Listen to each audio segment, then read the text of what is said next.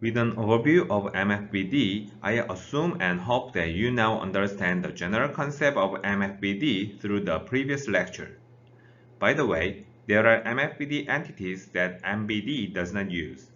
Before introducing the details of how to use MFBD, let me talk about these entities first. These are the entities for MBD: body, joint, force, contact, and others. Of course, they are also used for MFBD. These are the entities for MFBD: node, element, FTR element, mass element, property, material, set, output, boundary condition.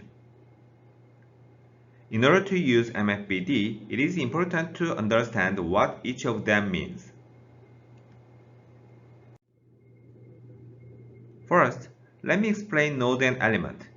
Node is a coordinate location in space where the degrees of freedom are defined. Each node has its degrees of freedom, which means each node can move.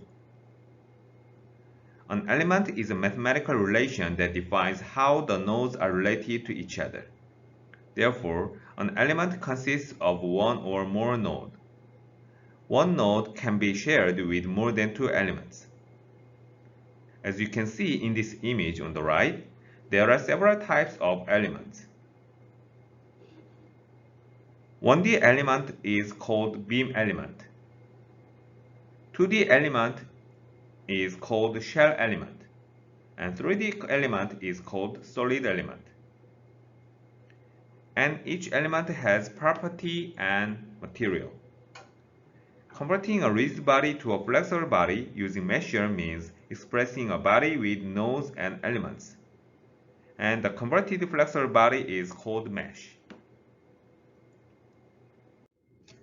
FDR is a special element. It is an abbreviation of force distributed rigid and also called RBE, rigid body element. It holds one master node and multiple slave nodes. It is used to define joints or forces to a flexible body. There are two types of FDR. Please refer to this link for the details. Mass element is used to add a point mass to a node. This mass element uses a mass property called Pmass.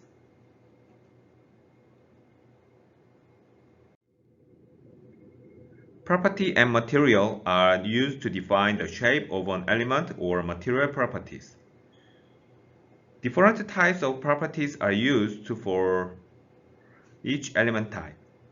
Each element has its own property, and the property refers to a material. A flexible body can have more than thousands to hundreds of thousands of nodes or elements. Therefore, it is necessary to manage numerous nodes or elements at the same time.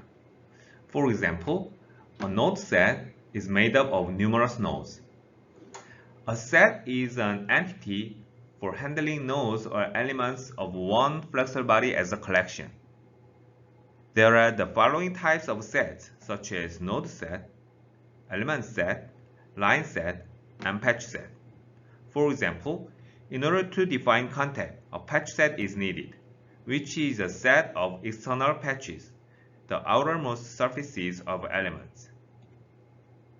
From the rigid body simulation, it is possible to obtain the results of its position, velocity, acceleration, and so on. In case of a flexible body, it consists of numerous nodes, and each node has its own position, velocity, and acceleration.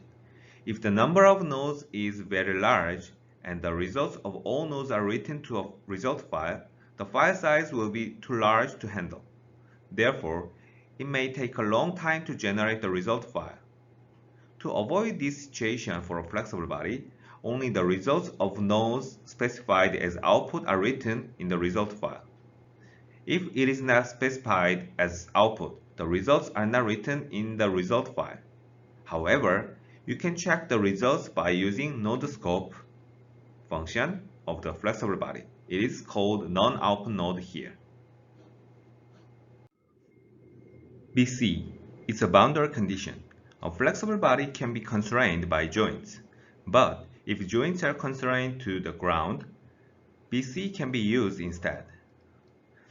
BC can be easily defined by specifying the nodes of the flexible body and the degrees of freedom to be constrained. The great advantage of BC is faster calculation speed than attaching a joint. But BC has a limitation which can only be constrained to the ground. I will end this lecture here and continue it in the next one. After watching all the MFBD kit courses, don't forget to try the workshops in the below link here. Thank you.